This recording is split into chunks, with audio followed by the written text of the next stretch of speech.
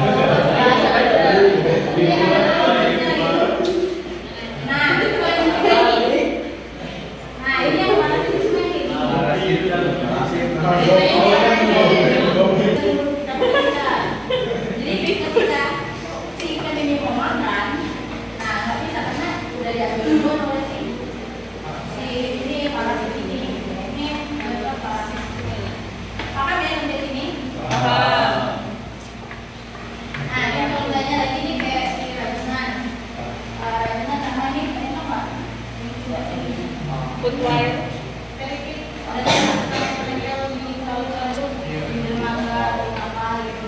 Nah ini sebenarnya dia komentalisme nih. Tapi kalau misalnya sintetiknya sudah semakin banyak, jadi juga bisa bertindak parasit. Nah contoh kayak gini. Kalau sudah full sebadan-badan, pasti si rajungannya dia gangguan pergerakan terbatas. Terus ya coba kayak kita misalnya ke apa ya kayak gatal-gatal di seluruh tubuh pasti udah nggak nyaman gitu. Nah begitu juga kayak gitu. Jadi kayak tadi ya berarti kalau parasit itu kan yang organisme yang merugikan ya. Nah kalau parasitologi yang tahu nggak?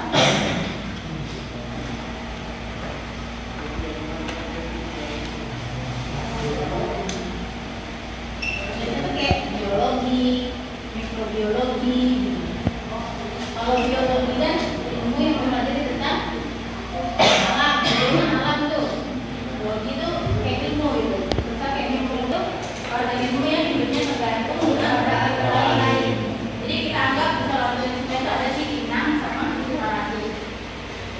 Nah, kalau parasitnya ada dua, ada yang hidup parasit sama ada yang parasit. Kalau yang hidup parasit itu dia contohnya kayak menyerang di dalam tubuh. Kalau kayak yang tadi nih kita baru dari, nah ini itu parasit nih karena dia di luar. Kalau di dalam baru bilangnya itu parasit. Paham ya? Nah ini contohnya biasanya kalau ini parasit itu kayak cacing. Makanya kita kalau misalnya kayak makan itu bisa diolah dengan terpatung gitu. Kecuali memang kayak kita makan sushi tapi sudah di ya di restoran sertifikasi gitu. Jadi kayak sudah terjamin nih memang dia bagus gitu pengolahannya. Nah ini penyakit ikan, jadi udah paham ya tadi penyakit ikan itu merupakan gangguan fungsi baik pada organ baik di luar maupun di dalam ataupun secara keseluruhan gitu.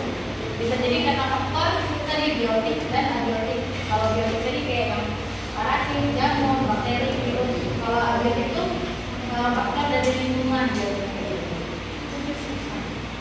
Nah biasanya tuh hal-hal yang tunggal nih dia budaya di satu kolam. Terus ada ikan yang terinfeksi nih, misalnya kayak terinfeksi virus atau parasit. Ada satu yang mati, tapi kita abaikan. Nah lama-lama tuh dia bisa menular ke yang lain. Makanya sering ada kejadian kayak gagal panen gitu. Jadi nggak ada apa ya, nggak jadi panen lah. Tapi itu kan bisa mengakibatkan kerugian. Nah ini kegagalan dalam kegiatan budaya itu umumnya disebabkan oleh beberapa patogen gitu, jadi virus, bakteri, atau jamur gitu. Nah ini ya ada ya. Nah ini contohnya kayak bakteri aeromonas. Mungkin teman-teman ada yang punya akuarium, ada yang pernah ikan, terus kayak pernah nggak lihat ikannya tiba-tiba tuh kayak ada luka gitu, becak-becak. Nah itu bisa jadi itu terserang bakteri aeromonas ini. Nah ini contoh parasit yang gue bilang tadi yang kayak berupa cacing yang di dalam tubuh. Nah contohnya ini parasit yang bersifat zoonosis. Yang pernah dengar nggak zoonosis? Zoonosis itu jadi kayak misalnya nih, kalau kayak tadi kan kita misalnya makan ikan, yang di mulutnya ada kecil. Kira-kira kita kena dampak kan bisa kita buang mulutnya, nggak kena dampak kan, jadi kita jalan dulu kan. Nah tapi kalau yang bersifat zoonosis itu yang bisa berdampak ke kita gitu kan, dia ada di daging nih, daging ikan. Makanya kalau misalnya kita makan ikan tapi kita masaknya itu nggak terlalu matang, kita nggak tahu tuh ikan itu ada si anis ini nggak, si cacing ini nggak. Kalau ada cacing ini dia ternyata bisa menyerang kita juga kayak gitu. Jadi kita bisa terinfeksi gitu. Itu jadi yang maksudnya zoonosis ya, yang menyerang diri kita. Paham ya? Nah ini cacingnya kayak gitu. Sama kayak kucing kita. Tapi ini di sini nggak ada yang pernah makan konsumsi daging babi gitu kan ya. Kan kita daging babi kan, kalau di daging babi itu kan itu khawatiran itu ada di tubuh kita. Nah ini sama nih, ini kayak daging kita karena bisa juga punya isi kita ya. Coba bayangin kalau kita, jadi penting ya untuk teman-teman kalau mau ikan itu kita perhatiin dulu kebersihannya, terus pemakaiannya gitu. Nah ini tadi, jadi bisa balik ke kita. Ini apa siklus dari infeksinya tadi? Satu kan dari sini, ikan ini, terus dia kayak bertelur, telurnya tuh ini, terus dia makan ikan ini, ikan ini kita makan. Nih, misalnya ikan ini udah terinfeksi yang makan ikan tadi itu kita makan, terus ini juga harus kita makan nih. Enggak, kita nggak makan apa lumba-lumba ya. Jadi lumba-lumba ini makan si ikan ini, terus gitu aja terus telurnya. Telurnya dimakan sih udah, kita makan udang juga gitu. Pokoknya siklusnya itu jadinya kayak berputar terus. Paham ya? Sekarang si jamur ini berikutnya. Jadi si jamur ini biasanya kalau kita banyak itu apa ya, mengakibatkan si apa ya, metabolisme si ikannya itu juga terganggu gitu. Selain itu juga kalau terlalu banyak dinding itu juga menurunkan apa sih namanya itu ekonominya. Coba kalau misalnya kita mau beli ikan pasti kita pilih yang bagus kan, yang segar. Sama kayak misalnya beli kepiting, pasti kita nggak mau beli kepitingnya banyak kepitingnya tadi kan.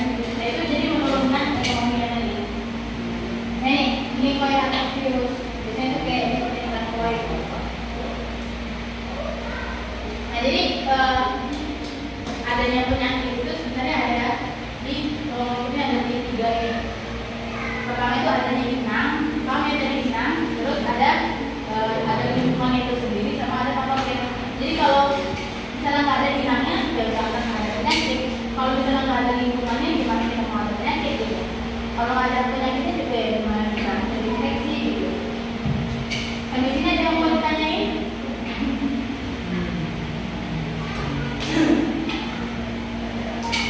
Kalau ada ini kita ada tempat-tempat dan perkembangan kata.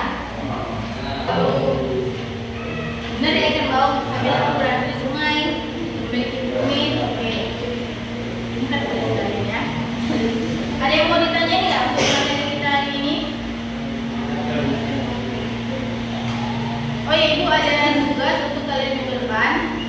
Jadi nanti kita bikin kelompok, nanti kalian akan review beberapa penyakit. Misalnya nanti kita bagi kelompok 1, 2, 3, jadi ada yang penyakit bakteri, jamur, sama si parasit tadi. Nanti akan kita bahas, terus kita bagi kelompok untuk kalian presentasi di minggu depan gitu ya. Untuk materi ini ada yang ditanyakan?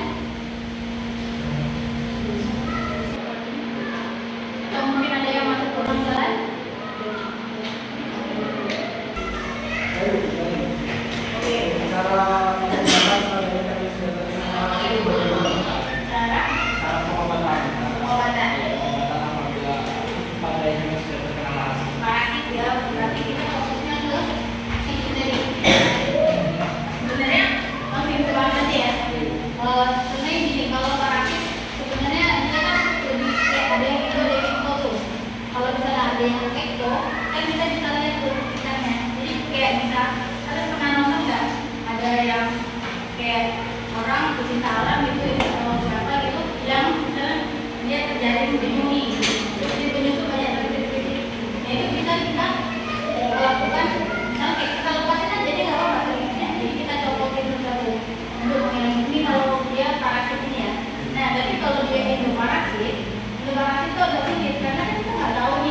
Dia itu terserang atau enggak, jadi emang harus kita lakukan analisis kita dulu, kayak misalnya kita bedah dulu. Jadi mungkin kalau parasit itu akan mati kalau inangnya mati. Jadi bisa dibilang apa ya, agak susah memang penanganannya, kecuali kalau itu parasit tadi. Kecuali kayak gini nih, misalnya kita bisa ambil, kita bisa lakukan penanganan sendiri gitu. Beda kalau misalnya dia terserang bakteri tadi. Yang kayak ini, kalau bakteri itu bilang jamuanium, penanganannya paling kita tinggal kasihkan kayak probiotik, obat gitu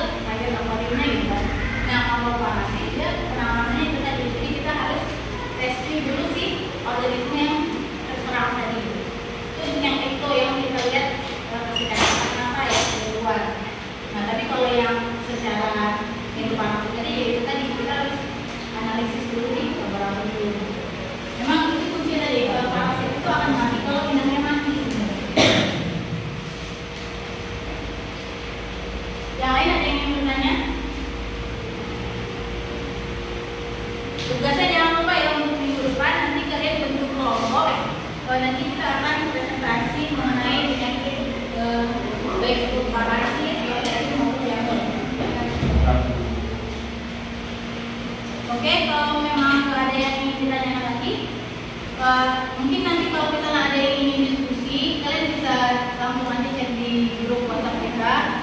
Bisa langsung kalian juga ada yang kurang ngerti atau apa nanti bisa langsung di grup aja ya. Oke, begitu dulu perkuliahan kita pada siang hari ini. Gua akhiri. Wassalamualaikum warahmatullahi wabarakatuh. Waalaikumsalam warahmatullahi wabarakatuh. Demikian deskripsi singkat dan cuplikan proses pembelajaran dari mata kuliah penyakit dan parasit ikan yang saya ampuh. Semoga video ini dapat menjadi pertimbangan Bapak dan Ibu tim penilai dalam proses pengajuan sertifikasi dosen tahun 2025. Terima kasih. Wassalamualaikum warahmatullahi wabarakatuh.